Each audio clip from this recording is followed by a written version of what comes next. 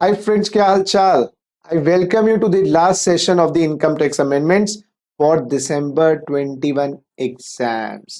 अभी तक हमने जितने सेशंस किए उसमें 5 हेड्स की amendments, deductions, set of, clubbing, basic concepts, residential status के अमेंडमेंट्स कर लिए हैं. Today is the last session of the income tax amendments. इसके बाद जीएसटी अमेंडमेंट्स का सेशन आ जाएंगे.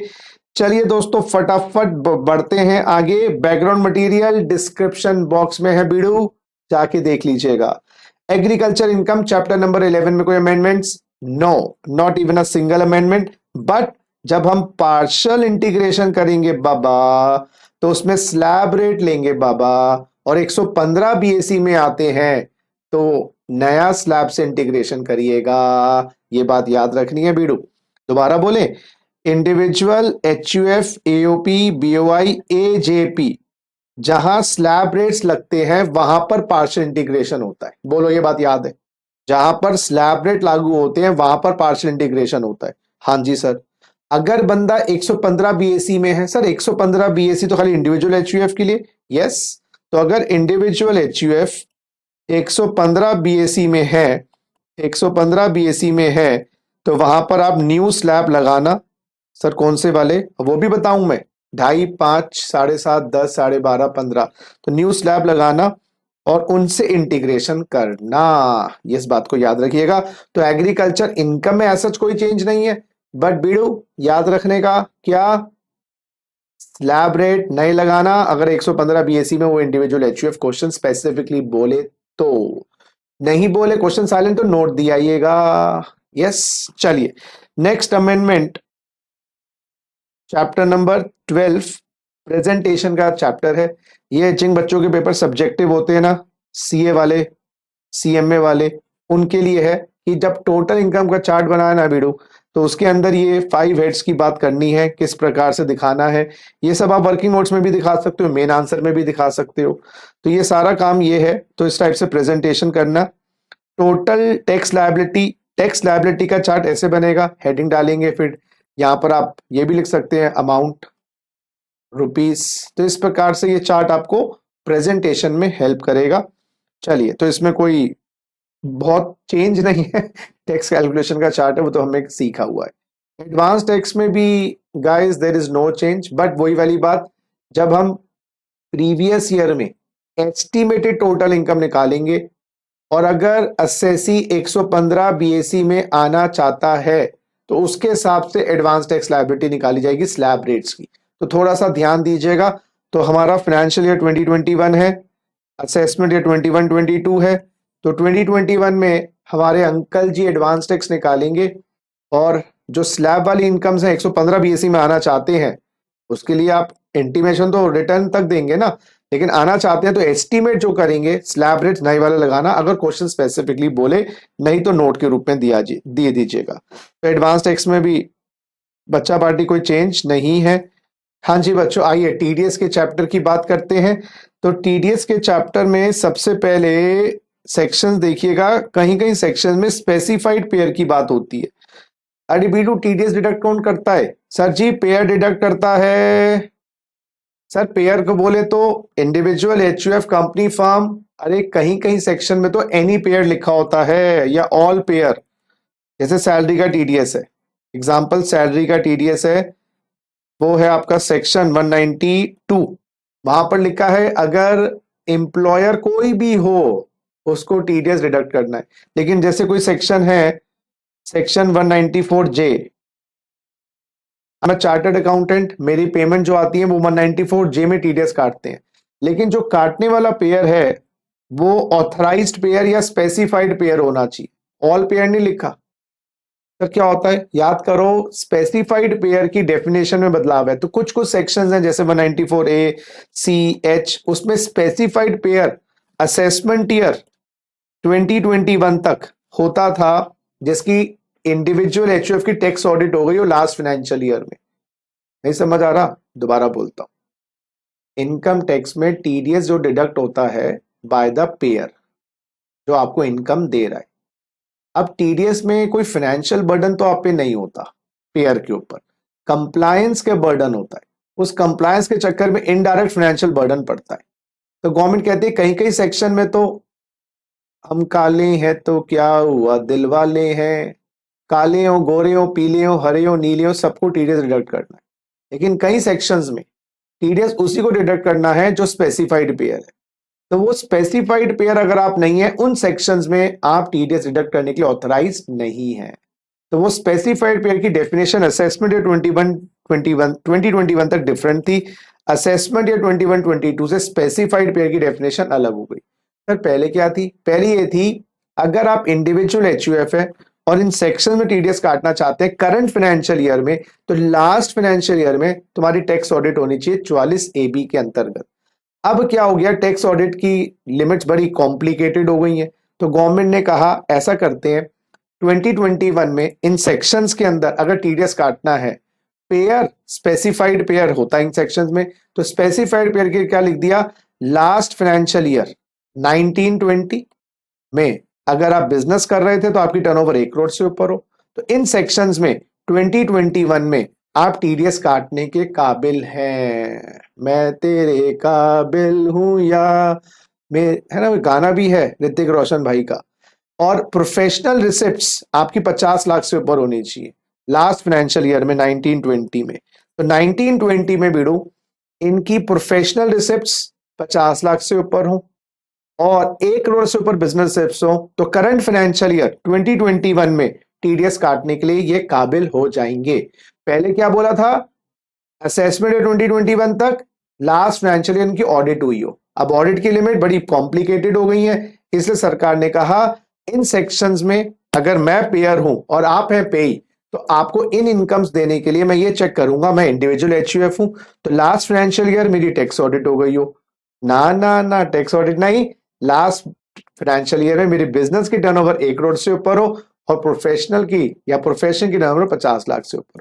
अगर मैं नॉन इंडिविजुअल नॉन एचयूएफ हूं, मैं कंपनी हूं, मैं फर्म हूं, मैं एओपी बीओआई हूं, तो मुझे इन सेक्शन में टीडीएस काटना ही काटना है। टर्नओवर गई तेल लेने, वो तो पहले भी था, तो बदलाव आया खाली इंडिविजुअल एचयूएफ के संदर्भ में। 2 सेक्शन नए डाले गए हैं, नई नहीं बोलूंगा मैं, 194 तो पहले भी था लेकिन अहमियत बढ़ गई है। 194 है टीडीएस ऑन डिविडेंड। अरे बच्चे, टीडीएस टैक्सेबल, डिविडेंड टैक्सेबल होने लग गया है। असेसमेंट ईयर 21-22 से डिविडेंड टैक्सेबल हो गया है। इसी तरीके से कंपनीज का, इसी तरीके से एक सेक्शन नया डाला गया है, ये तो नया है, इसमें तो मैं कह सकता हूं 194 के income on units of mutual fund. हाँ सर, हमने ये तो पढ़ा था, अरे तुम्हें कुछ तो याद रहा कम से कम। Income on units of mutual fund, अगर आपको डिविडेंड मिलता है डोमेस्टिक कंपनी के शेयर से और इनकम आती है यूनिट्स ऑफ म्यूचुअल फंड्स पे, दोनों ही आपके हाथ में आईयूएस में टैक्सेबल होना शुरू हो गई हैं। अब दोनों पे टीडीएस भी कटेगा। आइए जरा पहले 194 सेक्शन को पढ़ लें। 194 सेक्शन के अंदर डिविडेंड मिल रहा है डोमेस्टिक कंपनी से, रिलायंस इंडस्ट्रीज से। आप हैं resident share holder, resident share holder, और पेमेंट या डिस्ट्रीब्यूशन के टाइम पर टीडीएस डिडक्ट होगा by the Reliance industries eight the rate of 10%। लेकिन टीडीएस डिडक्ट नहीं होगा अगर अगर अगर आप इंडिविजुअल हैं, प्राप्तकर्ता, रिसिपिएंट, मैं इंडिविजुअल हूं, हाँ, और मेरे डिविडेंड मिलता है 5,000 तक नॉन कैश तरीके से, यानी कि चेक से मिल जाए, डिमांड ड्राफ्ट से मिल जाए, नॉन कैश तरीके से मुझे डिविडेंड मिलता है, तो टीडीएस डिडक्ट नहीं होगा। यस, पहली शर्त टीडीएस डिडक्ट होने के लिए I should be a resident. Non residents के टीडीएस डिफरेंट सेक्शंस में है, वो हमें करने की जरूरत नहीं है। रेजिडेंट हूं मैं और मुझे 5,000 तक मिले, नॉन कैश से मिले, तो टीडीएस नहीं है। अगर मैं रेजिडेंट हूं, 5,000 से ज्यादा मिले, टीडीएस है। 5,000 तक मिले, कैश से मिले, टीडीएस है 10%। पढ़ लीजिएगा 194 के के अंदर जो बदलाव आया है, 194 के जो नया सेक्शन में चीज आई है, मैं दिखा दूं, कहां गया भैया के, ये रहा बेटा, income from units of mutual fund. तो इनकम मिल रही है, तो हो सकता है वो डिविडेंड हो सकता है वो इंटरेस्ट हो, डिविडेंड हो सकता है इंटरेस्ट हो, म्यूचुअल फंड से मिले, obviously domestic mutual funds, UTI, Kotak Mahindra mutual fund, और जो प्राप्त करता है यूनिट होल्डर वो रेजिडेंट होना चाहिए। यहां पर भी 5,000 की लिमिट है, 5,000 तक टीडीएस नहीं, चाहे कैश हो या नॉन कैश, 5,000 तक टीडीएस नहीं है। पेमेंट और credit which ever is earlier, ये टाइम ऑफ डिडक्शन पेयर के लिए रेलेवेंट होता है, और टीडीएस का रेट है 10%, टीडीएस का रेट है 10%।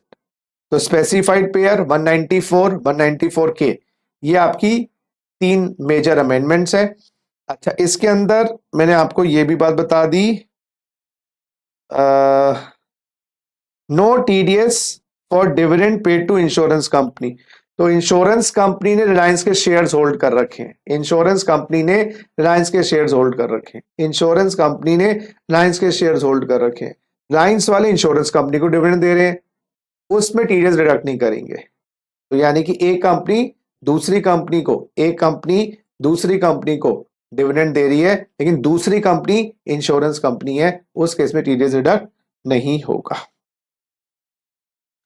चलिए, उसके बाद आते हैं माय डियर फ्रेंड्स 194N, ये टीडीएस है कैश विड्रॉल्स पे, ये टीडीएस है my dear friends on cash withdrawals, TDS on cash withdrawals. क्या लिखते हैं, पढ़ते हैं जरा, इसमें क्या बदलाव आया है। ये बदलाव आया है जो ग्रे एरिया वाला है, 1 जुलाई 2020 से, 1 जुलाई 2020 से अगर कोई बैंक है, चाहे कोऑपरेटिव बैंक हो या अगर दूसरा बैंक हो, शेड्यूल बैंक हो, पोस्ट ऑफिस है, अगर वो कैश में आप विड्रॉ करते हो उनसे 1 करोड़ से ऊपर एक फाइनेंशियल ईयर में, एक पर्सन फ्रॉम वन और मोर अकाउंट्स मेंटेन्ड बाय रेसिपिएंट, अगर आप एक बैंक में, आपके 10 अकाउंट हैं, अलग अलग ब्रांचेस में 5 अकाउंट है, डजंट मैटर, एक बैंक, तो एक बैंक, एक कस्टमर, एक फाइनेंशियल ईयर, ऐसे बोल लें, वन बैंक,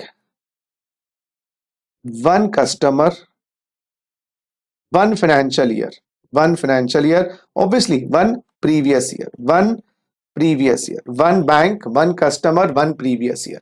तो अगर आप 1 करोड़ से ऊपर निकालते हैं, यस माय डियर फ्रेंड्स, तो टीडीएस डिडक्ट हो जाएगा 2%, टीडीएस डिडक्ट हो जाएगा 2%, 1 करोड़ से ऊपर निकालते हैं तो। अगर 1 करोड़ तक रहता है तो टीडीएस डिडक्ट नहीं होता। लेकिन 1 जुलाई 2020 के बाद अमेंडमेंट क्या आ गई है, अगर आप 1 करोड़ से ऊपर निकालते हैं तो पूरे पे टीडीएस डिडक्ट होगा। पहले क्या था, एक्सेस ओवर 1 करोड़, तो अब क्या कर दिया है, यहां लिख दिया है of such some, of such सम, बात खत्म, 2% ऑफ सच सम। तो अगर आपने 1 करोड़ तक निकाला नो टीडीएस, अगर आपने 1.5 करोड़ निकाले तो अब आपके पूरे 1.5 करोड़ का 2% टीडीएस होगा। तो 1 जुलाई 2020, 30 जून तक 1 करोड़ की एग्जेम्पशन थी, उससे ऊपर वाले एक्सेस अमाउंट पे टीडीएस होता था। लेकिन मेरे प्यारे लड्डू गोपाल, 1 जुलाई 2020 से लिमिट हो गई है 2% of the entire sum, of such sum, excess नहीं सच सम। और एक और अमेंडमेंट आई है, क्या अमेंडमेंट आई है, अगर आप, हमारा फाइनेंशियल ईयर कौन सा है, 2021, ये दिमाग में रखिएगा, if recipient has not filed return of income for all 3 previous year preceding the previous year in which payment of sum is made, 3 preceding year previous year से पहले के, तो मैं बताऊं इसके हिसाब से, मेरे हिसाब से तो 16, 17, 17, 18, 18, 19, हाँ जी 18, 19 और 19, 20 प्रीवियस ईयर आता है। यस माय डियर फ्रेंड्स, इन तीनों सालों की अगर आपने due date of return 139(1) follow नहीं किया, तीनों सालों में अगर 139(1) फॉलो नहीं किया, क्या लिखा है, recipient has not filed return of income for all 3 previous year preceding the previous year, preceding the previous year से पहले 3 साल, और यहां पर 139(1) सेक्शन वर्ड यहां पर है।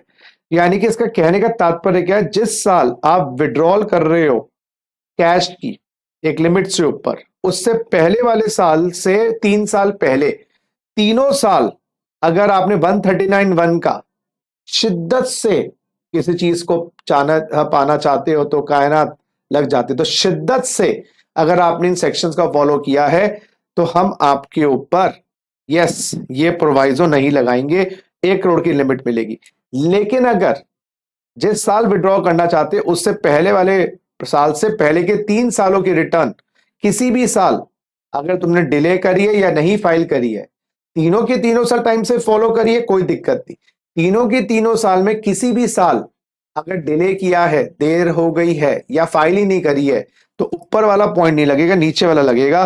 फिर आपको 20 लाख की लिमिट मिलेगी बस विड्रॉल की, कैश विड्रॉल की। 20 लाख से ऊपर अगर आप अमाउंट निकालोगे, 1 करोड़ तक का अमाउंट, अच्छा अगर आपने 40 निकाले पूरे 40 पे, 50 निकाले पूरे 50 पे, 20 निकाले कोई टेंशन नहीं, 30 निकाले पूरे 30 पर, आपका 1 करोड़ तक के अमाउंट पर 2% टीडीएस डिडक्ट होगा।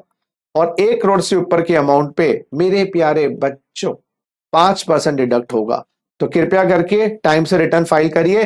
3 साल तक अगर आपने टाइम से रिटर्न फाइल करी है, प्रीवियस से पहले के 3 साल, तो 20-21 में विड्रॉल की लिमिट है 1 करोड़। लेकिन मेरे प्यारे बच्चों, अगर तुमने 3 साल की टाइम से रिटर्न फाइल नहीं करी, या तो किसी भी तीनों सालों में 16, 17, 17, 18, 19 में आपने गड़बड़ करी है, या रिटर्न लेट फाइल करी है, या फाइल ही नहीं करी है, तो लिमिट आपकी पास 20 लाख की रहेगी। 20 लाख से ऊपर पूरे पे कटेगा, 1 करोड़ तक 2%, उससे ऊपर 5%, ये बात याद रखिएगा। और पूरे पे लगेगा 1 करोड़ से ऊपर के पूरे अमाउंट पे 5, 20 से ऊपर का अमाउंट 30 लाख हो, पूरे 30 पे 2%।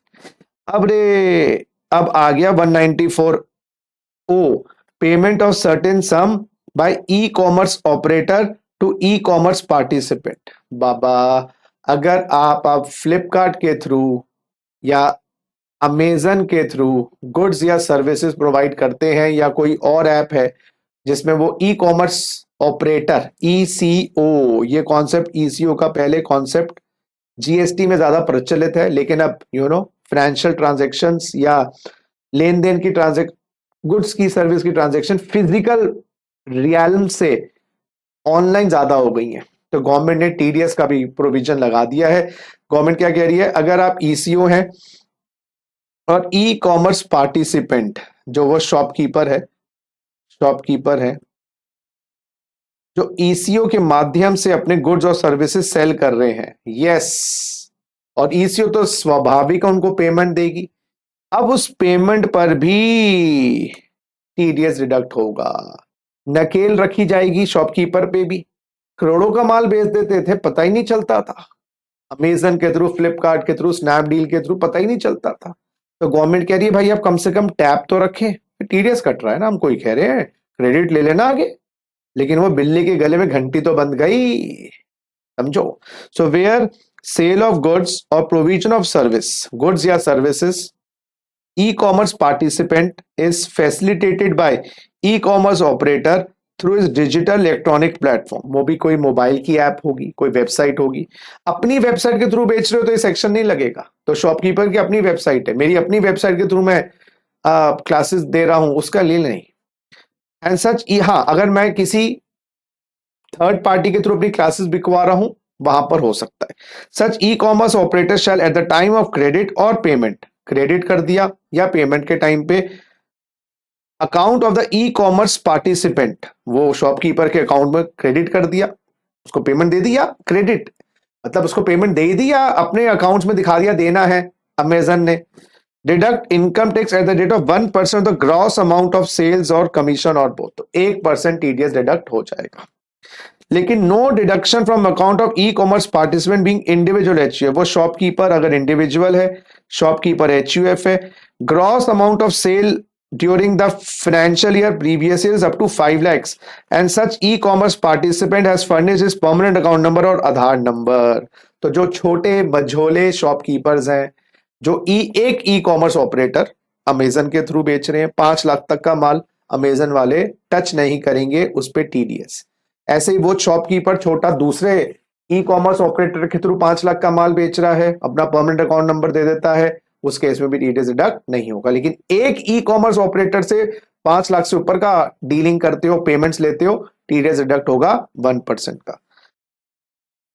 और जी ऑब्वियसली अगर जैसे एक चार्टर्ड अकाउंटेंट एक प्लेटफॉर्म के थ्रू, या एक टीचर एक प्लेटफॉर्म के थ्रू अपनी क्लासेस को बेच रहा है, तो वहां पर वो e commerce operator TDS deduct कर लेगा। अब ऑब्वियसली मुझे पेमेंट्स मिल रही हैं, उसके अंदर फिर 194J प्रोफेशनल पेमेंट्स पे टीडीएस डिडक्ट नहीं होगा ना। अगर टीडीएस इस सेक्शन में लग गया तो और किसी सेक्शन में टीडीएस डिडक्ट नहीं होगा, स्वाभाविक है, डबल डबल टीडीएस की लगेगा। तो अगर TDS 194 yes my dear friends O में आ गया तो वो पेमेंट अमेजन दे रही है उसको, और किसी सेक्शन के अंतर्गत दूसरे सेक्शन में भी ओवरलैप हो सकता है। जैसे मैंने अभी एग्जांपल दिया, I am providing my classes through a app that is not my app but a third party app, तो वो मुझे पेमेंट्स दे रहे हैं, तो 194 ओ में, इनफैक्ट 194 ओ में टीडीएस डिडक्ट कर लेंगे। तो 194 जे जो प्रोफेशनल पेमेंट्स का होता है उस पे वो टीडीएस डिडक्ट ऑब्वियसली नहीं करेंगे। और जी और क्या बात आती है, हाँ, provided provision of this subsection shall not apply to aggregate of amount received or receivable by e-commerce operator for hosting advertisement or providing any other services which are not in connection with sale or services referred to in subsection 1। तो obviously इस case में क्या कह रहे हैं, aggregate of amount received और receivable by e commerce operator for hosting advertisements और providing any other services. तो ई कॉमर्स ऑपरेटर एडवर्टीजमेंट के लिए it gives payment or to any website। हाँ जी, इसमें क्या लिखा है एक बार दोबारा से देख लें। इसमें यह है कि अमेजन की वेबसाइट पर मान लीजिए मुझे ऐड करवाना है अपनी क्लासेस का, तो उस केस के अंदर मुझसे उन्होंने 10 लाख रुपए लिए हैं।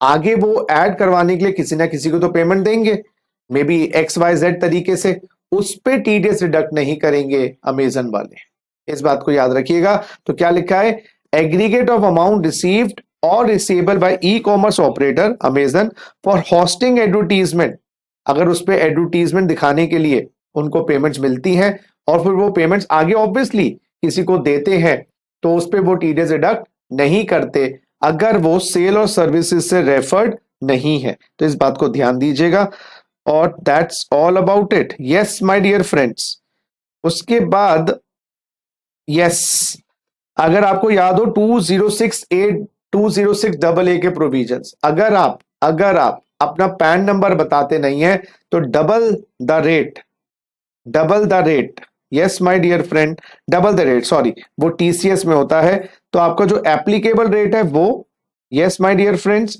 और 20% rate which ever is higher लगता है।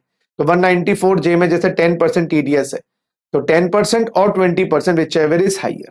अगर आप अपना पैन नंबर डिडक्टर को नहीं देते हैं तो डिडक्टर 206AA के अंतर्गत पेनल्टी के रूप में जो एप्लीकेबल रेट है सेक्शन का वो रेट और 20% विच एवर इज हाई लगाता है। लेकिन 194O में अभी हमने पढ़ा माय डियर फ्रेंड, 194O में टीडीएस का रेट कितना था, 1%। तो 1% और 20% नहीं करेंगे, वहां पर 5% करेंगे। तो यानी कि अगर 194O जहां पर ई कॉमर्स ऑपरेटर की बात है, वहां पर सुनिएगा मेरी बात, वहां पर अगर आप अपना पैन नंबर नहीं देते ई कॉमर्स ऑपरेटर के पास तो 1% और 5% विच एवर इज हाइयर लगेगा। और अदर सेक्शंस में जो 194J के सेक्टर है वहां पर एप्लीकेबल रेट और 20% विच एवर इज हाइयर। तो अगर 194J की बात करें, मैं अपना परमानेंट अकाउंट नंबर कंपनी को नहीं देता जिसकी ऑडिट कर रहे हैं, वो 20% टीडीएस डिडक्ट करेंगे। और 194O के अंतर्गत मेरे प्यारे बच्चों जो रेट है आपका 1%। और यहां पर एक बात और मुझे याद आई, ये जो ई कॉमर्स पार्टिसिपेंट है ना, ये रेजिडेंट होना चाहिए। ई कॉमर्स पार्टिसिपेंट है, रेजिडेंट होना चाहिए। Yes, e commerce participant should be a resident. अगर e commerce participant non resident है तो 194O लागू नहीं होगा, इस बात को ध्यान दीजिएगा। हाँ जी, तो ये 206A की डबल ए की बात समझ आई। नॉर्मल सेक्शंस में एप्लीकेबल रेट और 194O में अगर आप पैन नहीं बताते तो 1% और 5% विच एवर इज हाई। अच्छा, अब बड़ी अहम बात, टीडीएस के रेट 2021 में कोविड के चक्कर में रिलैक्सेशन हो गई थी। कोविड के चक्कर में रिलैक्सेशन हो गई है और रिलैक्सेशन ये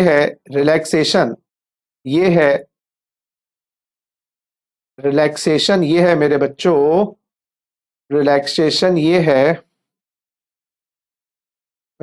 की स्पेलिंग ही भूल गया, बताओ यार, इतनी ज्यादा रिलैक्सेशन हो गई कोविड के चक्कर में है। सो रिलैक्सेशन ये है कि 25% टीडीएस के रेट ड्रॉप कर दिए गए हैं अगर पेमेंट या क्रेडिट 14 मई 2020 से 31 मार्च 2021 हो। 14 मई 2020 से 31 मार्च 21 के बीच में हो। तो 1/4/20 से 13/5/2020 के बीच में हो तो नॉर्मल रेट्स हैं। और अगर पेमेंट या क्रेडिट 14 मई 2020 से 31 मार्च के बीच में तो 25% रेट घटा दिए, तो 10 का 7.5, आप देखिएगा 1 का पौने पौने एक 1.75%, तो 25% रेट घटा दिए हैं। अगर मेरे प्यारे बच्चों लेकिन एग्जाम में आप दोनों पॉइंट ऑफ व्यू देके आना कि भाई रेट तो ये है, इस पीरियड के बीच में होता तो ये रेट हो जाता, उस पीरियड के होता तो नॉर्मल रेट रहता, बता देना प्लीज, ये इंपॉर्टेंट बात है जो आपको करनी है। हाँ जी, हो गया जी, आपके टीडीएस की भी और एग्रीकल्चर इनकम एडवांस टैक्स की भी रिक्वायरमेंट पूरी हो गई। अब जरा आगे बढ़ते हैं। हाँ बच्चों, अब थोड़ा आगे बढ़ते हैं और taxation of company chapter number 15 की अमेंडमेंट देखते हैं। एज सच तो हमने हेड्स में तो अमेंडमेंट्स कर ही ली हैं। अगर हम टैक्स रेट की बात करें, बस एक थोड़ी सी अहम बात याद रखिएगा कि वो 400 करोड़ की टर्नओवर, हाँ जी, जब टैक्स 25% चाहिए तो प्रीवियस ईयर 18-19 देखना है, क्योंकि हमारा असेसमेंट ईयर है 21-22 और प्रीवियस ईयर है 2021। हमें 2021 की टर्नओवर नहीं देखनी, 19-20 की नहीं देखनी, 18-19 की टर्नओवर देखनी है, क्योंकि असेसमेंट ईयर 2021 में अगर 25% टैक्स का बेनिफिट लेना था तो टर्नओवर देखनी थी 17-18 की, और हमारा असेसमेंट ईयर 21-22 है। 20-21 की टर्नओवर नहीं देखते बीड़ू, 18-19 की टर्नओवर देखते हैं। ये बात थोड़ा सा याद रखिएगा। बाकी मैट का कॉन्सेप्ट सीए इंटर में तो है नहीं, taxation of company CA inter में नहीं है, तो ये चैप्टर नंबर 15 की जो अमेंडमेंट्स हैं मेरे प्यारे बच्चों सीए इंटर की नहीं है, तो ये चैप्टर सीए इंटर वाले ना देखें, और देख रहे हैं तो म्यूट कर दें मुझे।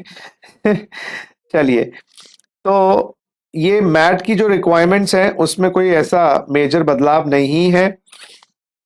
बस ये है कि मैट में क्रेडिट लेने के लिए बुक प्रॉफिट की कंप्यूटेशन के लिए सीए अंकल की रिपोर्ट लेनी होती है, और वो सीए की रिपोर्ट जो पहले ड्यू डेट ऑफ रिटर्न 31 अक्टूबर से पहले थी, अब वो कह दी गई है स्पेसिफाइड डेट अंडर 44 AB, और वो स्पेसिफाइड डेट आपको पहले ही बता चुका हूं हर जगह कंप्लायंसेस की 1 मंथ बिफोर 31 अक्टूबर, 1 मंथ बिफोर 31 अक्टूबर 2021।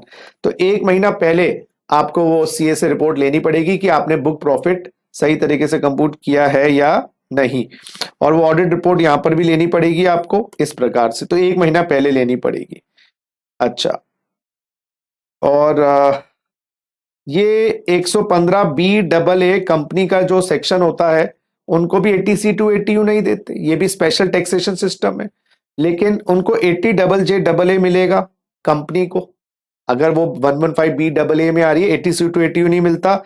80JJAA ये तो हमें भी मिलता है अगर हम 115BAC में आते हैं, और 80M मिलेगा वो इंटर कॉर्पोरेट डिविडेंड्स का, इंटर कॉर्पोरेट डिविडेंड्स का 80M मिलेगा, क्योंकि नया सेक्शन आया 80M इंटर कॉर्पोरेट डिविडेंड्स, इसकी डिडक्शन ले सकते।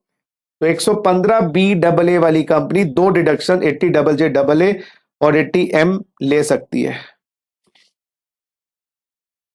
हाँ जी, और 115BAB में जो मैन्युफैक्चरिंग वर्ड होता है उसके अंदर बिजली उत्पादन वाली कंपनी भी आएगी।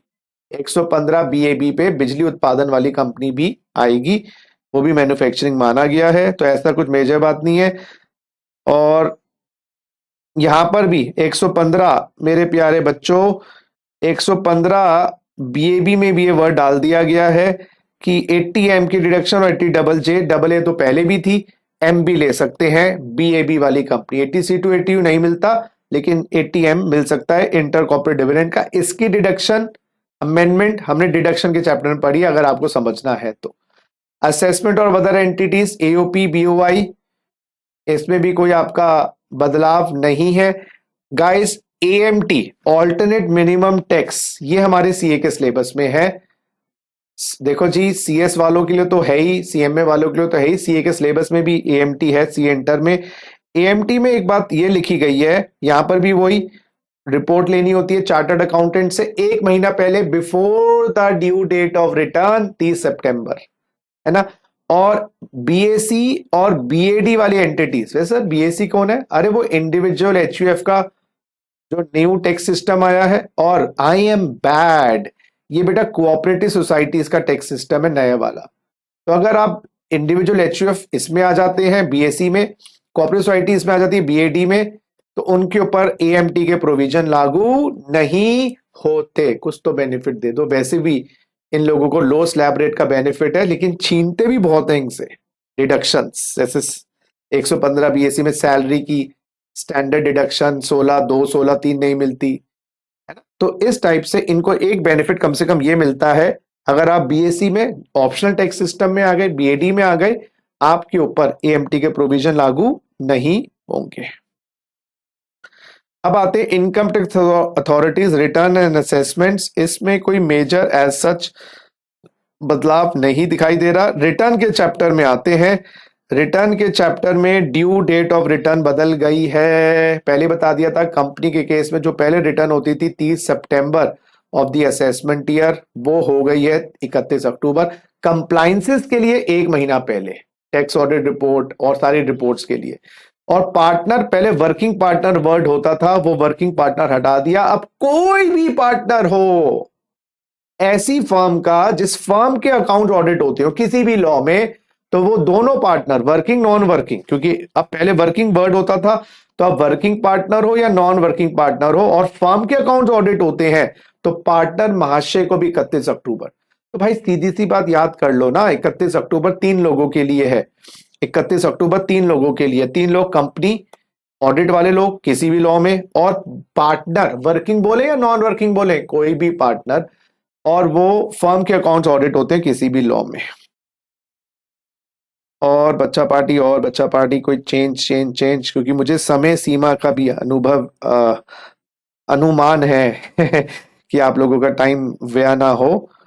अच्छा, एक लाइन डाल दी है 140 के अंदर, साइनिंग ऑफ रिटर्न। जब रिटर्न साइन होती है तो एक लाइन डाल दी गई है, एलएलपी में डेजिग्नेटेड पार्टनर साइन करेगा रिटर्न, और अगर अनअवॉइडेबल रीजन साइन नहीं कर पा रहा या डेजिग्नेटेड पार्टनर नहीं है, तो कोई भी पार्टनर या प्रिस्क्राइब पर्सन, रूल्स के हिसाब से गवर्नमेंट बता सकती है कि चलो अगर डेजिग्नेटेड पार्टनर साइन नहीं कर पाता तो एनी पार्टनर, या रूल्स प्रिस्क्राइब मतलब एज पर द रूल्स, तो गवर्नमेंट प्रिस्क्राइब करेगी तो बता देंगे आपको। और कंपनी में मैनेजिंग डायरेक्टर नहीं है या साइन नहीं कर पा रहा, तो कोई भी डायरेक्टर या prescribe person, yes prescribe as per the rules, जब होंगे तो देखेंगे। परमानेंट अकाउंट नंबर में मेरे बच्चों एक छोटी सी अमेंडमेंट तो है, ये है कि आपको अपना आधार नंबर पैन कार्ड लिंक करवाना है उन लोगों को स्पेसिफिकली जिनके पैन 1/7/2017 से पहले अलॉट हुए थे, और उनको बोल रहे हैं भाई साहब 4 साल हो गए, अब तो लिंक करवा लो, 31 मार्च 2021 तक लिंक करवा लो। नहीं करवाओगे तो आपका पैन इनऑपरेटिव हो जाएगा। रद्द नहीं करेंगे, ठंडे बस्ते में डाल देंगे, सस्पेंड कर देंगे, फिर जब एक्टिवेट हो जाएगा जब तुम अपना आधार नंबर दोगे। तो जो लोगों को पैन 1 जुलाई 2017 से पहले अलॉट हो, उसके बाद तो पैन तो लिंक कर ही रहे हैं, क्योंकि नया पैन के साथ तो आधार नंबर आएगा ही आएगा, वो लिंक करके आएगा ही आएगा। लिंकिंग इसलिए करते हैं, पैन फर्जी बनता है, आधार नंबर फर्जी बनता नहीं। लोगों ने एक आदमी ने 4 परमानेंट अकाउंट नंबर ले रखे हैं। अब एक आदमी का आधार तो एक होगा ना, चारों पैन का एक आधार दोगे तो 3 पैन कैंसिल हो जाएंगे। तो सरकार ने ये मुहिम शुरू कर रखी है। तो 1/7/17 के बाद तो ऑब्वियसली जिसने भी पैन अप्लाई किया आधार नंबर के साथ होता, जब भी अप्लाई कर पाया। जो पहले के पैन वाले हैं उनको टाइम लिमिट दे रहे हैं 31 मार्च 21 तक करवा लो, नहीं तो पैन आपका डीएक्टिवेट हो जाएगा, फिर आप दोगे फिर एक्टिवेट हो जाएगा। तो ये वाली बात है। और असेसमेंट्स के चैप्टर में I don't think any major amendments are there, अब ये है कि अब आपकी जो फेसलेस असेसमेंट, अब क्या होता है भाई, पहले तो इनकम टैक्स में आपको बुलाया जाता था, प्रेम पत्र देके प्रिय आओ ना, अपनी किताबें दिखाओ ना, और फिर चेक करवाओ ना। लेकिन अब फेसलेस सिस्टम हो गया। पहले भी ये सिस्टम कोविड से पहले स्टार्ट कर दिया था, तो कोविड ने तो क्या किया, ये सब ऑनलाइन को पुश और दे दिया, जो सिस्टम पहले चल चुका था।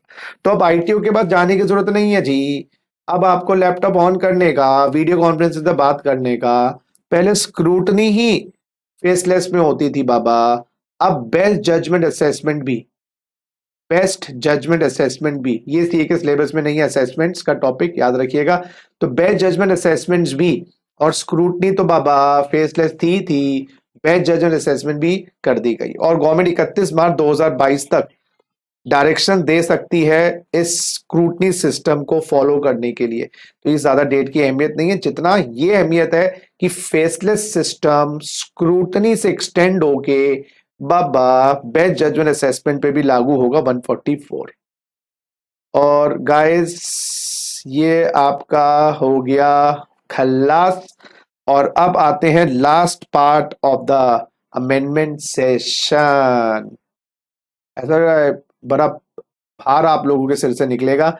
इसमें एग्जामिशंस में बाबा 1048C, ये सीए के सिलेबस में तो नहीं है, यस ये सीए के सिलेबस में नहीं है, दोनों ही सेक्शन, तो सीएमए वालों को लिए और सीएस इंटर वालों के लिए। ये है जी ISPR, Indian strategic petroleum reserves. Indian government को पता है एनर्जी सिक्योरिटी कितनी इंपॉर्टेंट होती है, क्योंकि हमारे देश में पेट्रोल 95% या उससे भी ज्यादा इंपोर्ट होता है, और अगर ये सप्लाई किसी वॉर की केस में रुक जाए तो बड़ी दिक्कत होगी। तो इंडियन गवर्नमेंट पेट्रोलियम रिजर्व्स बना रही है। तो क्या है, any income arising to Indian strategic petroleum reserve limited, वो कंपनी भी बना दी है, गवर्नमेंट कंपनी जो रिजर्व्स को मेंटेन करेगी, जो wholly owned subsidiary of oil industry development board as a result of arrangement for replenishment of crude oil stored in the storage facility in. देखो जी, पड़ा पड़ा तेल भी खराब हो जाएगा स्टोरेज में, तो उसको रेप्लिशमेंट करनी पड़ेगी, उनको बदलना पड़ेगा। तो जो भी इनकम अराइज होगी आईएसपीआर कंपनी को, कहीं देशभक्ति का काम कर रहे हैं जी, तो वो जो पेट्रोल की वो बिक्री भी कर सकते हैं उसमें से, कभी देश में ना पेट्रोल के प्राइस बढ़ जाए। तो चाइना ने यही किया इस बार, पेट्रोल के प्राइस बढ़ गए तो अपने स्ट्रैटेजिक रिजर्व्स को खोल दिया। यूएस भी ओपेक को डराने के लिए सब काम करते हैं, तो इंडिया के पास भी जब तेल, देखो जी तेल के भंडार हैं खाड़ी देशों में, तो तेल का भंडार हम भी छोटा सा बना लेंगे तो हमारे पास पावर आ जाएगी हर चीज के लिए। एक्सटर्नल शॉक, जो सप्लाई शॉक्स लग सकते हैं उससे बचने के लिए।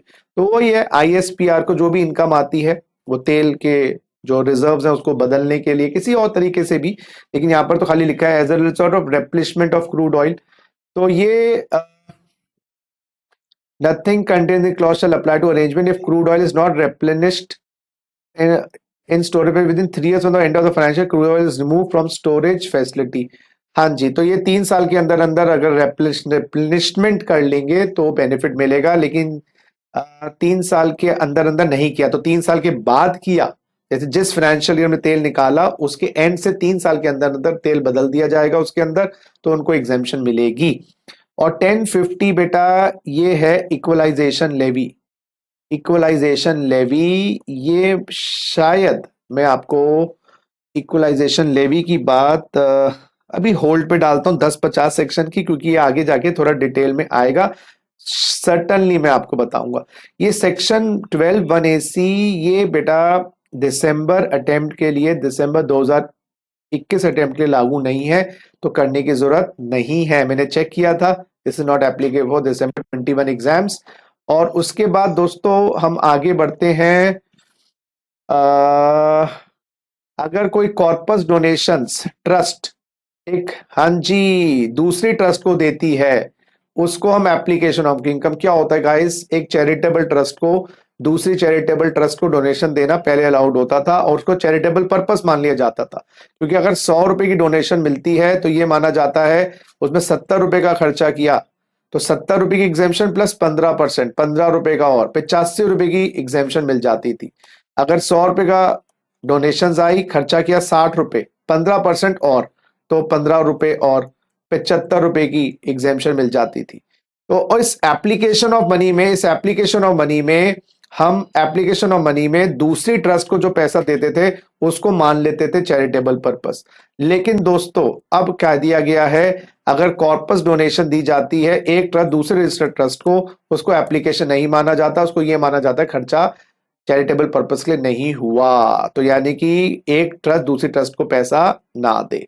मोटा मोटा याद रखना दोस्तों, टीसीएस के चैप्टर में मेजर अमेंडमेंट्स है, जहां पर seller, yes my dear friends, जब बायर से कंसिडरेशन लेता है तो कुछ एक्स्ट्रा अमाउंट बायर से ले लेता है और बोलता है कि आप हमें एक्स्ट्रा अमाउंट दीजिएगा, गवर्नमेंट को जमा करवाएंगे। तो अब ये टीसीएस के रेट्स आपको तो पता ही होंगे, कैटेगरी ए के, कैटेगरी बी के, कैटेगरी सी के, और आपको पता होगा कैटेगरी डी और ई, ये दो नई कैटेगरीज डाली गई हैं, कैटेगरी डी और कैटेगरी ई। अब ये दो नई कैटेगरीज डाली गई हैं। हाँ जी, सो कैटेगरी डी और कैटेगरी ई नई डाली गई हैं, डी और कैटेगरी ई टीसीएस में। तो तीन कैटेगरीज पे तो ऑलरेडी था ही। कैटेगरी डी में क्या लिखा है सुनिए जरा, फटाफट देखिए। ऑथराइज डीलर हैं जी, फॉरेन करेंसी वाले, उनको 7 लाख से ऊपर का अमाउंट मिलता है, बिल्कुल मिलता है जी, अरे बिल्कुल मिलता है मतलब मिलता है।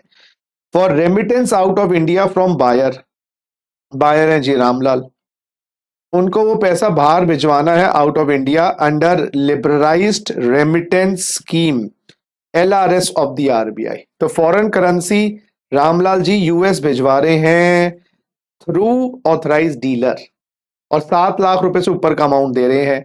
तो हमारे डीलर साहब रामलाल जी को बोलेंगे 10 लाख रुपए भेज, चलो 10 लाख का अमाउंट दिया हमारे रामलाल ने डीलर को, तो 10 लाख का 5% टीडीएस कटेगा, क्योंकि इससे क्या होगा, रामलाल का नाम आ जाएगा सरकार के पास, और सरकार पूछेगी ओ रामलाल क्यों भेज रहे हैं भाई पैसा बाहर, और नहीं भी पता आएगा, कम से कम टैक्स तो मिल गया। तो गवर्नमेंट के पास ना नजर आ जाती है। 7 लाख तक अगर रामलाल बाहर भेज रहा है फॉरेन एक्सचेंज, उसके लिए पैसा दे रहा है डीलर को, डीलर उससे फॉरेन एक्सचेंज बाहर भिजवाएगा। So authorise dealer receives amount exceeding 7 lakhs for remittance out of India from buyer being person remitting such amount out of India under liberalized remittance scheme of RBI। तो इस case के अंदर yes my dear friends, authorized dealer will ask for TDS और TCS of 5%। तो 7 लाख तक no, 8 lakh पे फिर access पे लगेगा। यस यहां पर है अमाउंट एक्सीडिंग 7 lakhs, तो एक्सेस पे लगेगा। यस, और overseas tour programme package, overseas tour programme, बाहर यूरोप में यूके में घूमना है और उसके लिए पैसा जा रहा है, अगेन रामलाल को बाहर घूमना है और इसमें भी पैसा इंडिया से बाहर जा रहा है, being person who purchase some package. तो पैकेज जिसको बेचा जा रहा है ओवरसीज टूर पैकेज का, उससे भी 5% लिया जाएगा, इधर नो एग्जेम्पशन लिमिट। तो बाबा 1 लाख रुपए भी दे रहे हो बाहर का टूर पैकेज खरीदने के लिए, उसके लिए सेलर ऑफ टूर पैकेज आपसे 5% टीसीएस ले लेगा। तो बाहर अगर आप लिबरलाइज रेमिटेंस स्कीम में पैसा भिजवा रहे हो, 7 लाख से ऊपर देते हो, फिर वो बाहर जाता है, तो एक्सेस का 5%। टूर पैकेज खरीदने के लिए मेरे प्यारे बच्चों एग्जेम्पशन लिमिट नहीं है, टूर पैकेज चाहे 20,000 रुपए का हो, उस पे seller of tour package overseas programme वाला टूर पैकेज का 5% आपसे लेगा। लेकिन अगर ऑथराइज डीलर को आप पैसा दे रहे हो, वो लोन लिया है आपने, एजुकेशन लोन लिया, अपने बच्चों को पैसा बाहर भिजवाना है, फीस बाहर भिजवानी है, उस केस में थोड़ा सा सरकार नरम है, लिमिट तो 7 लाख की रहेगी लेकिन 1.5% उसके अंदर टीसीएस हो जाएगा। तो टीसीएस आपका मेरे प्यारे बच्चों 1.5% है अगर आप लिबरलाइज रेमिटेंस स्कीम के अंतर्गत एजुकेशन लोन लेकर वो पैसे को बाहर भिजवाते हो, तो लिमिट आपको 7 लाख की इधर भी मिलेगी। और 1 कैटेगरी ई के अंदर अब क्या आ गया है, अगर आप हैं जी सेलर, ठीक है जी, और 50 लाख से ऊपर का गुड्स बेचते हैं और एक्सपोर्ट की बात नहीं कर रहे, और बायर जो है उसके अमाउंट से आप 0.1% एक्स्ट्रा लेंगे। तो अगर इसमें भी आपको क्या याद रखनी है बात, seller receives consideration for sale of goods, aggregate of such amount is 50 lakhs in any previous year other than goods being exported out of India। goods यहाँ पर एक्सपोर्ट नहीं हुए हैं। हाँ जी बच्चों, यहाँ पर भी 50 लाख से ऊपर की बात है। तो सेलर को बायर से कोई भी गुड्स बेचे गए हैं, ऑब्वियसली वो ABCD वाले कैटेगरी के गुड्स नहीं होंगे, उन पे तो अलग है कॉन्सेप्ट। तो 50 लाख से ऊपर का माल बेचा गया तो एक्सेस अमाउंट, तो अगर 70 लाख का गुड्स बेचे गए हैं एक सेलर ने एक बायर को एक साल में, तो 20 लाख का वो ऑब्वियसली 0.1% टीसीएस कलेक्ट करेगा। और अगर बायर ने अपना परमानेंट अकाउंट नंबर या आधार नंबर नहीं दिया है तो TCS will be deducted at 1%, not at 0.1% but 1%। But ये याद रखिएगा कि बायर वो होना चाहिए या सेलर जो टीसीएस कलेक्ट कर रहा है, यस माय डियर फ्रेंड्स, उसकी टर्नओवर लास्ट फाइनेंशियल ईयर में 10 करोड़ से ऊपर होनी चाहिए। लास्ट फाइनेंशियल ईयर में 10 करोड़ से ऊपर होनी चाहिए। तो हमारे सेलर हैं मान लीजिए एक्स लिमिटेड और हमारे बायर हैं मिस्टर रामलाल, और सेलर की टर्नओवर ये है 2021। तो लास्ट फाइनेंशियल ईयर 19-20 में हमारे सेलर की टर्नओवर 10 करोड़ से ऊपर हो और इस साल उसको 50 लाख से ऊपर के गुड्स बेचे गए हैं, तो जब जाके ये कॉन्सेप्ट लागू होगा। हाँ जी, प्लीज नोट कर लीजिएगा। So buyer means a person who purchase any good, does not include, अगर बायर ऑब्वियसली सेंट्रल गवर्नमेंट है, स्टेट गवर्नमेंट है, government authorities, embassies, high commissions, legations, commission, consulates and trade represent, तो अगर विदेशी state के हिंदुस्तान में ये विदेशी representative, trade representatives, commission, consulates हैं, और person importing goods into India और any other person, central government में नोटिफिकेशन, सेंट्रल गवर्नमेंट नोटिफाई कर सकते कुछ ऐसे लोगों को जिस पे ये प्रोविजन लागू नहीं होंगे। तो मोटा मोटा अगर हम समझे कि भाई अगर बायर गुड्स खरीदता है 50 लाख से ऊपर सेलर, और जिस सेलर की लास्ट फाइनेंशियल ईयर 10 करोड़ से ऊपर की टर्नओवर थी, तो टीसीएस लगेगा eight the rate of 0.1%। Pan number नहीं देते, आधार नंबर नहीं देते, 1%। और 206CC क्या कहता है, टीसीएस अगर आप अपना कटवाना चाहते हैं एप्लीकेबल रेट पर तो अपना पैन नंबर देना पड़ता है, नहीं दोगे तो टीसीएस होता है ट्वाइस द रेट और 5%। ऑब्वियसली ये ई वाले पॉइंट के लिए एप्लीकेबल नहीं है, ई वाले पॉइंट पे मैक्सिमम होता है अगर पैन नंबर या आधार नंबर ना दो तो 1%। तो ये 206 ABCD, A+B+C+D 4 categories of TCS के लिए है। जरा देखिएगा ABCD, या मतलब ABCD, लेकिन मेरे प्यारे बच्चों जो ई कैटेगरी है उस पे मैक्सिमम 1% है। और यहां पर भी कोविड की रिलैक्सेशन टीसीएस के रेट्स पर भी है, कोविड की रिलैक्सेशन टीसीएस के रेट्स पर है। वही 14 मई 2020 से 31 मार्च 2021 25% रेट कम कर दिए गए हैं। तो 5 का 4.25, 2.5 का 1.875 एंड सो ऑन। तो एग्जाम में ये बात थोड़ा सा ध्यान दीजिएगा। और दोस्तों ये कुछ मिसलेनियस सेक्शंस हैं जिनको आप पढ़ लीजिएगा, इसमें कोई ऐसी बात नहीं है जो मुझे नहीं लगता आपको समझ आए। एक इक्वलाइजेशन लेवी की बात आई थी सेक्शन 10 क्लॉज 50 के अंदर, जब हमने मैंने बोला था इक्वलाइजेशन लेवी के बारे में बताऊंगा। ये इक्वलाइजेशन लेवी के बारे में थोड़ा सा ज्ञान दे दूं, सीए इंटर के लिए एप्लीकेबल नहीं है, सीए इंटर के लिए एप्लीकेबल नहीं है। इक्वलाइजेशन लेवी एक एक्स्ट्रा टैक्स है जो 6% लगेगा अगर कंसिडरेशन 1 लाख से ऊपर स्पेसिफाइड सर्विसेज रिसीव्ड और receivable by person being a non resident. Non resident मतलब मान लीजिए गूगल बाबा, Google, Facebook, non resident, Facebook India नहीं, फेसबुक यूएसए, या गूगल इंडिया नहीं, गूगल यूएसए, उनको कंसिडरेशन मिल रही है रेजिडेंट से। और जो बिजनेस प्रोफेशन कर रहा है यानी कि रिलायंस इंडस्ट्रीज एडवर्टीजमेंट दे रही है गूगल पे, या कोई सर्च इंजन ऑप्टिमाइजेशन कर रहा है गूगल यूएसए पर, हाँ गूगल देखो ना क्या लिखा है, consideration receive by non resident. तो मैं गूगल, फेसबुक नॉन रेजिडेंट, उनको नॉन रेजिडेंट मान रहा हूं, तो गूगल और फेसबुक को नॉन रेजिडेंट मान के चल रहा हूं, इंडिया की बात नहीं कर रहे। तो उनके उनको पैसा दिया गया है सर्च इंजन ऑप्टिमाइजेशन, या एडवर्टीजमेंट गूगल पे आते हैं स्पॉन्सर्ड के रूप में आते हैं, या किसी नॉन रेजिडेंट से मिल रहा है उनको एडवर्टीजमेंट का पैसा जिसका इंडिया में परमानेंट एस्टैब्लिशमेंट है। या तो रेजिडेंट से गूगल, फेसबुक को पैसा मिलता है जो बिजनेस प्रोफेशन करता है, या नॉन रेजिडेंट से जिसका पीई इंडिया उससे पैसा मिलता है। तो भाई ये जो रेजिडेंट अंकल है या नॉन रेजिडेंट है उनकी पेमेंट अगर 1 लाख से ऊपर है उस पे 6% गूगल टैक्स, वैसे इक्वलाइजेशन लेवल को गूगल टैक्स भी कह दिया गया था, तो वो काट लिया जाएगा, बहुत हु हल्ला हुआ था।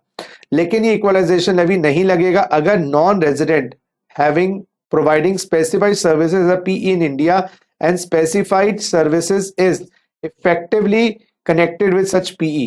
Non-resident, yes my dear friends, non-resident providing specified services has a PE in India and specified services is effectively connected with such PE। यानी कि ये गूगल, फेसबुक का अगर इंडिया में PE है तो उनके पेमेंट से इक्वलाइजेशन लेवी नहीं काट लिया जाएगा। इस बात को थोड़ा सा याद रखिएगा। इक्वलाइजेशन लेवी 6% लगता है, कंसिडरेशन 1 लाख है अगर कोई रेजिडेंट देता है या नॉन रेजिडेंट देता है, पीई इंडिया में है। लेकिन ये जो गूगल और फेसबुक है, अगर ये नॉन रेजिडेंट है जब भी 6% इक्वलाइजेशन लेवी लगता है। बात समझिएगा, जो उनको इंडिया में जमा करवाना है, इनफैक्ट काट नहीं जाएगा, उनको जमा करवाना है, ये बात को याद रखिएगा। लेकिन इस केस के अंदर नॉन रेजिडेंट, अगर ये जो नॉन रेजिडेंट है गूगल या फेसबुक, उनका इंडिया में परमानेंट एस्टैब्लिशमेंट है, ऑफिस है, ब्रांच है, और वो जो सर्विसेज दे रहे हैं उस परमानेंट एस्टैब्लिशमेंट के बेसिस पे दे रहे हैं, फिर कोई दिक्कत नहीं है। या payment for specified services by person resident in India और P in India is not for the purpose of carrying business profession. तो या तो ये जो रेजिडेंट पेमेंट कर रहा है गूगल नॉन रेजिडेंट को, या नॉन रेजिडेंट सर्विसेज दे रहा है, नॉन रेजिडेंट पेमेंट दे रहा है, इन दोनों अपने नॉन बिजनेस प्रोफेशन पर्पस के लिए दे रहे हैं। तो दो बातें थोड़ा सा ध्यान दीजिएगा, है कंफ्यूजिंग, कुछ ज्यादा नहीं है। अगर इंडियन रेजिडेंट किसी नॉन रेजिडेंट को पेमेंट दे रहे हैं, या नॉन रेजिडेंट जिसका इंडिया में पी है वो इनको पेमेंट दे रहे हैं, उस केस में इक्वलाइजेशन लेवी लगता है 6% if consideration greater than 1 lakh उनको मिला है। यस, इन दोनों से। लेकिन अगर वो फॉरेनर या जो फॉरेन वाला गूगल है या फेसबुक है, उनका इंडिया में पीई है और जो भी उनको पैसा मिला वो इंडियन पी के संदर्भ में मिला, तो फिर क्या दिक्कत है? अगर बाहर के संदर्भ में मिला जब उनको इंडिया में 6% जमा करवाना पड़ेगा। लेकिन वो 6% जमा करवा देते हैं, जो भी उनकी कमाई हुई है वो 1050 में एग्जेम्प्ट हो जाएगी, ये लिखा है। बात समझने की कोशिश करिएगा।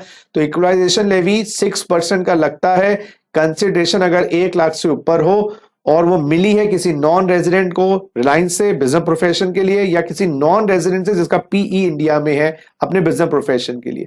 दो केस में इक्वलाइजेशन लेवी से बच जाएंगे। गूगल फेसबुक नॉन रेजिडेंट है तो एक, या तो जो पेमेंट दे रहा है वो अपने नॉन बिजनेस प्रोफेशन के लिए दे रहा है, या ये जो नॉन रेजिडेंट गूगल फेसबुक है इंडिया का में उनका पी है, इंडिया में उनकी ब्रांच है, उसी संदर्भ में उनको पेमेंट मिल रही है, फिर तो इंडियन इनकम ऐसी ही हो गई। और अब इक्वलाइजेशन लेवी को बढ़ा दिया गया है उसका स्कोप। 1/4/2020 से इक्वलाइजेशन लेवी अब 2% पे लगेगा अगर amount of consideration received or receivable by e-commerce operator from e-commerce supply or services made or provided or facilitated by it। ये e-commerce operator है approximately non resident। ये ई-कॉमर्स अमेजन यूएसए पर भी हमारी रीच आ गई है। अमेजन यूएसए, अमेजन इंडिया की बात नहीं कर रहे। तो ये ई कॉमर्स ऑपरेटर है नॉन रेजिडेंट, और ये ई कॉमर्स सप्लाई कर रहा है इंडिया में। लॉजिक ये है, हमारे देश से पैसा कमा रहे हो। अगर ये ई कॉमर्स ऑपरेटर रेजिडेंट होता, अमेजन इंडिया होता, तो कोई दिक्कत नहीं। अब हम अमेजन यूएसए पर भी, बहुत बौखला गया था यूएसए के कारण कि अमेजन यूएसए भी इंडिया से कमाई कर रहा है। उनका कोई फॉरेन प्लेटफॉर्म पे जाके आप गुड्स और सर्विस खरीदते हो तो भाई उनको 2% अपने अमाउंट का देना पड़ेगा। और वो किसको बेच रहे हैं सामान, गुड्स या सर्विसेज, वर्ड दोनों ही है। कंसिडरेशन ई कॉमर्स सप्लाई और सर्विसेज रेजिडेंट्स को, हमारे देश को। नॉन रेजिडेंट स्पेसिफाइड सर्कमस्टांसेस, अरे नॉन रेजिडेंट को अमेजन यूएसए नॉन रेजिडेंट को दे रहा है, फिर भी यस नॉन रेजिडेंट को दे रहे हैं। तो उसके अंदर वो स्पेसिफाइड सर्कमस्टांसेस ये है, sale of advertisement which targets customer, उनको पैसा मिल रहा है अमेजन यूएसए को एडवर्टीजमेंट से, और वो एडवर्टीजमेंट्स इंडिया के रेजिडेंट्स के लिए है, इंडिया के रेजिडेंट्स के एडवर्टीजमेंट्स हैं। तो ऐसे रेजिडेंट्स हैं फॉर रेजिडेंट्स इन इंडिया, उनके लिए ऐड है। या कस्टमर उन एडवर्टीजमेंट्स को इंडियन आईपी एड्रेस में, दुबई में बैठे बैठे इंडियन आईपी एड्रेस से इंटरनेट चलाते हैं। तो भाई अगर अमेजन यूएसए को एडवर्टीजमेंट के लिए पैसा मिले और वो एडवर्टीजमेंट इंडियन कस्टमर्स के लिए है, या उनका क्लिक इंडियन आईपी एड्रेस से किया जाए, या उनको पैसा मिलता है डेटा के लिए, हो सकता है उन्होंने डेटा इंडियन कंज्यूमर्स का किसी ऐसी एंटिटी को दिया है, उसके लिए पैसा मिले, उसका भी 2% उनको देना पड़ेगा। तो मुद्दा बड़ा क्लियर है कि non resident e commerce operators पे भी शिकंजा कसा जा रहा है। यस, या किसी ऐसे पर्सन को गुड्स बेचे जा रहे हैं जो इंडियन आईपी एड्रेस से गुड्स खरीद रहा है, चाहे वो रेजिडेंट हो भी ना हो, कोई फर्क नहीं पड़ता। तो 2% इक्वलाइजेशन लेवी लगेगा। अगर अगर अगर अगर ई कॉमर्स ऑपरेटर जो ई कॉमर्स सप्लाई कर रहा है उसका इंडिया में पीई है और वो सप्लाई इंडियन पी से रिलेटेड है तो कोई दिक्कत नहीं, बिल्कुल सही। तो अगर वो pure non resident operator India में पीई ना हो उनके लिए टारगेट कर रहे हैं। और अगर 165 में इक्वलाइजेशन लेवी लग गया तो 169 65 ए नहीं लगेगा, लाजमी है। और sale turnover gross receipt as the case में भी, तो e commerce operator from e commerce supply, जो ऊपर वाली ई कॉमर्स सप्लाई है 3 वाली जो हुई है वो लेस देन 2 करोड़ है, तो इंडियन रेजिडेंट से उनका जो टर्नओवर आई है वो 2 करोड़ से लेस से आई है। इंडियन आईपी एड्रेस से, इंडियन रेजिडेंट से, दोनों बातें है ना, वो 2 करोड़ से कम आई है तो उनको इक्वलाइजेशन लेवी नहीं देना। लेकिन अगर इक्वलाइजेशन लेवी दे दिया तो 10-50 के अंतर्गत उनकी इनकम एग्जेम्प्ट हो जाएगी। तो 10-50 के अंतर्गत इक्वलाइजेशन लेवी अगर 165 सेक्शन में लगा या 165 ए में लगा तो ई कॉमर्स ऑपरेटर की या वो जो नॉन रेजिडेंट है उसकी इनकम उतनी अमाउंट पर इंडिया में टैक्सेबल नहीं होगी।